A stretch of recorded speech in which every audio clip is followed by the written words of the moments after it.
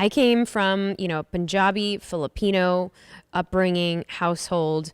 My parents are immigrants. They came to the US and their fighting style was very combative and loud and big and was not very healthy to model, to see. So I thought, okay, I'm okay with yelling and screaming, and that was my way of dealing with conflict. And we're going to resolve it, but it might be a shouting match.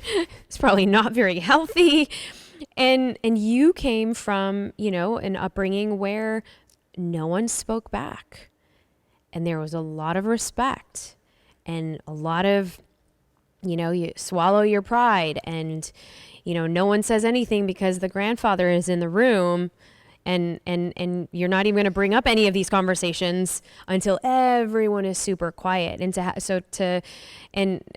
have both extremes in our world that was so present, it could come up as, okay, avoidant, and I'm like, all right, let's go for the gold. Let's get in there and let's get super uncomfortable until you actually talk to me.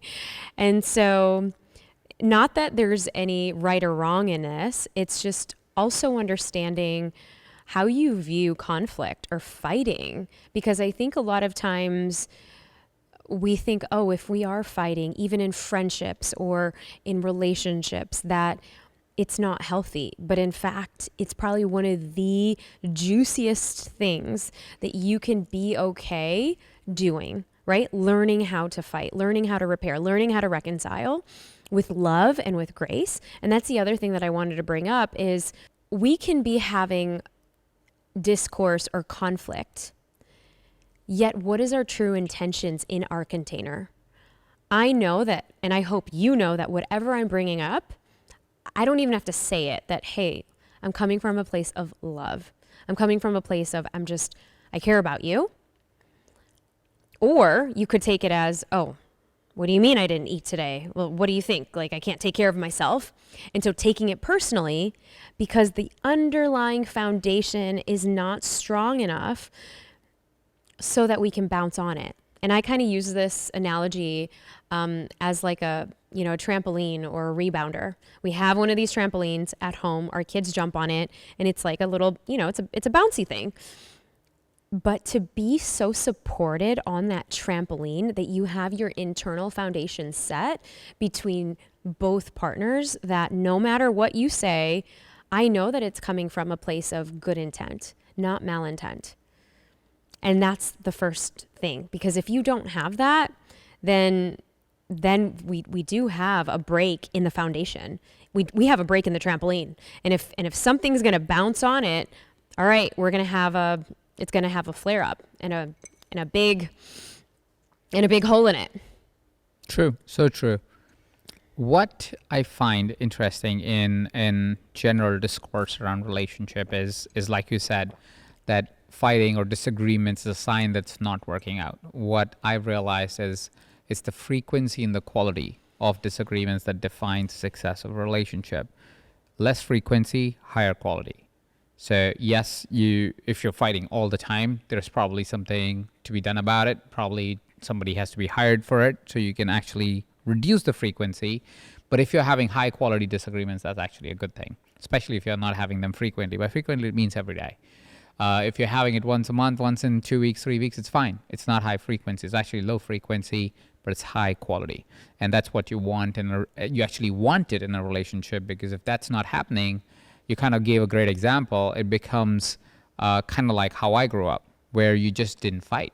You just avoided it. You pushed it under the rug. You're like, yeah, no, you don't disagree with anyone that's older to you, and that includes your husband or your mother or whoever that is, right? And so it was a different way of not building a relationship, because then you don't go into the meat of anything, because you're so scared of what will happen when you get into it, because you're not allowed to. So instead of your backstory was get into it hard, my story was you don't get into it, because that's disrespectful, period. I think either of them are wrong. You want to get into it. You don't want to get into it all the time. And if it's happening all the time, you need help. And that's fine. Getting help is perfectly okay. We have gotten help. We still get help. And then you want to just make sure that the conversation is quality. And that's defined by how much trust you have with a person, because then you will only get into quality conversations or discussions or disagreements or fights or whatever you want to call it. And I think also, I want to just bring this up because ruptures in relationship or fight, disagreements, challenges in relationships, but ruptures in relationships also could be a sign that maybe you needed that. You needed that because two people are going in opposite directions, or maybe there's a season that you're not checking in as much, or you are ships, flying at night, passing each other at night. And maybe you're in a season of, kids and new businesses and all of these other things where some of these day-to-day things are not going to get checked. And so when you have a moment, maybe it's going to be at the family vacation or at the family reunion, you will have a rupture because finally now there's the time that you're both connecting. Mm-hmm. So and it's meant to bring. What is interesting is it's almost like you're saying sometimes a way you would connect is actually through disagreements and fights. Well, through a fight. And I want to say this, it's because this brings you closer together. Yeah. It brings you closer together. And sometimes this is how your partner is going to invite you closer together, is by saying, let me just create a ruckus. Let me create a ruckus. And it could be a subconscious thing, right? Especially if they've seen modeled in their behavior or parents or past relationships. This is a sign that, all right, this is how I get closer to this person.